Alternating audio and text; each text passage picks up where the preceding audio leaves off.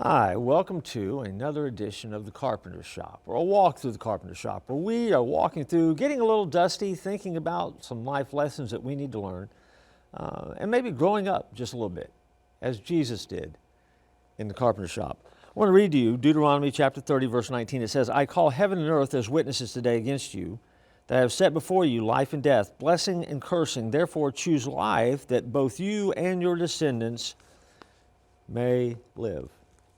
Any parent who's watching this, who will ever watch this, has been through the It's Your Choice exercise with your children. In some way or another, we lay out two alternatives, two choices, as well as the ramifications of each choice. And then you try to let the child choose, and then, of course, suffer the consequences. Now, most of the time we do this because we want our kids to learn to make good choices. So, if you spend your money today on ice cream, you won't have money to go to the zoo this weekend. That's a strange example because ice cream and the zoo don't cost the same. Everybody knows ice cream is much more valuable and more expensive. But neither here nor there. And you get the child to make the choice, helping them to understand what it is that you want them to do. In this particular case, Moses is doing this with the entire nation of Israel, the children of Israel, and telling them you get to choose life or death, good versus evil. So you will pay the consequences based upon your choice.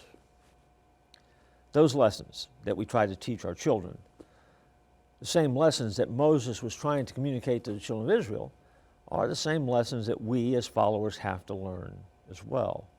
We have choices to make. There are consequences for those choices. We seem to live in a world that wants to choose whatever they want, but never want to pay the price or pay the consequences. That's silly if you think about it. It makes no sense in anybody's world and really in anyone's mind, except for the person that's caught up in doing the bad choosing. Our job as followers is to communicate truth with clarity in a world that desperately needs to know truth, and don't be afraid to weigh the options and know what's best and what's not.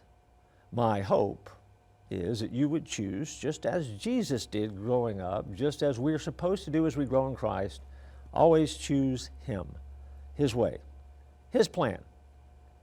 It is the way of life. I look forward to joining you again next time as we walk together through the Carpenter Shop.